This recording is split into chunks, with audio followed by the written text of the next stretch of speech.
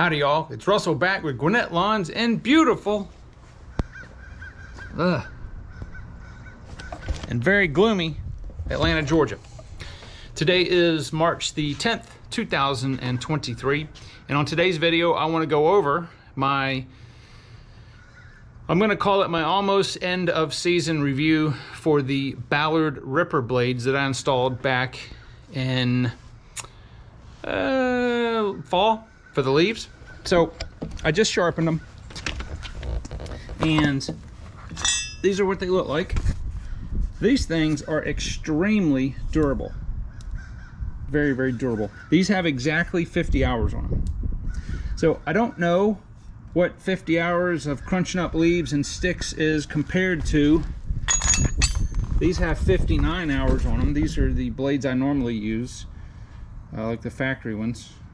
They're actually the Copperhead brand, but they're also made in USA. But look how, see how thin the end of the airfoil gets?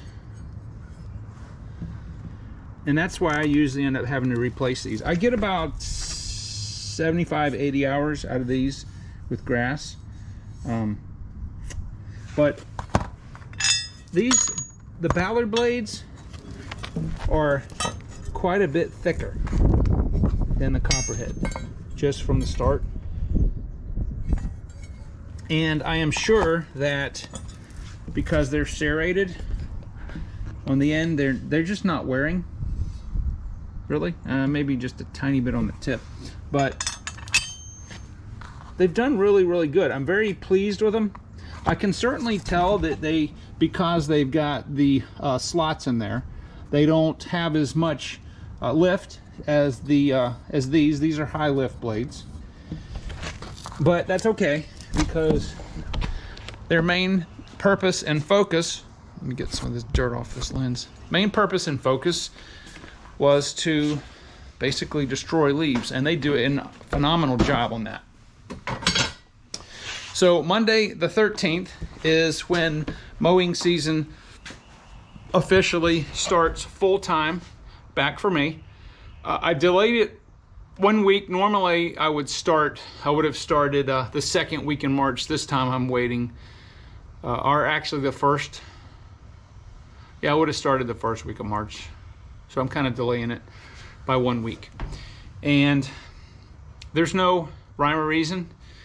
The weeds are out of control. We've had 2 weeks of like 70s and 80s, and the weeds in everybody's yard. And that's what people calling about, you know, normally. If you've got Bermuda that's been taken care of, you'll see patches of green. There's no weeds. I don't even have any onions in here this year. Whereas if you look in some of the other yards, I don't know if you can see it, like maybe across the street, they'll get a lot of clover, and a lot of dandelions are coming up now, and onions and all that. But anyway, so I'm going to probably see how long of a run I can get out of these Ballards. I'm going to try them for just plain grass. I mean, they cut grass fine, and it's not like this is the super thick green stuff in the middle of summer. But I'm going to keep them on there. I'm going to keep running them until they're done. I want to see how long I can get out of them. But I think that they're going to be able to last longer than the traditional blades that I use. I really prefer a very high lift blade with this Bermuda. It just helps it to cut a little bit cleaner, and I am tempted to try and see what these will do in the really heavy, wet, thick grass that we have in the summer. That's one place where the regular blades, they're just not. I mean, the mower struggles in stuff that's almost a foot tall. Now I will say that some of it has to do with the deck. The deck on these walk behind mowers, it's very thin. If I had a stand up or sit down zero turn, the deck would be much thicker. So it gives more time for the blades to process the grass. However, for my terrain, that the walk behind is king. There's no, I love stand-up mowers, but I just, if I had a flat environment, I would use them, but I just don't. So that thing right there has allowed me to do properties I could never ever do with my stand-up, like my 36 that I used to have in my right. There's just no way. I've done some really sketchy yards before with that right, probably way steeper than, well, I'm sure it's way steeper than they were ever meant to do. And you can do it, but it's just dangerous. It's no, especially if there's a fence at the bottom, you crash into it, and it's just, and plus, with the weather that we get in the summer, we'll get those torrential downpours in the summer. And I've gotten stuck with the right several times because the ground gets really mushy. And I've never gotten this trim star stuck. It just has a much lighter ground pressure on it. But anyway, all that to say, I really enjoy the Ballard blades. Yes, I would buy them again.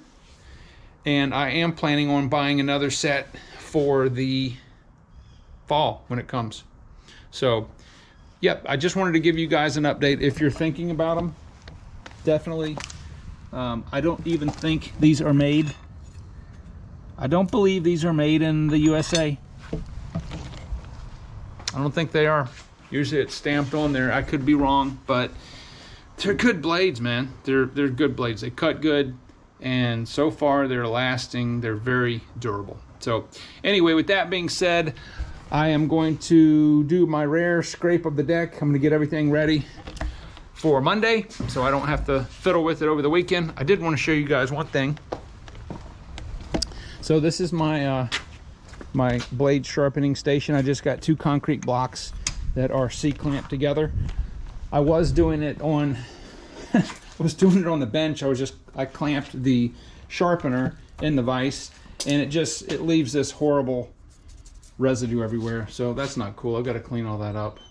But anyway, I prefer to do it outside. Makes less mess.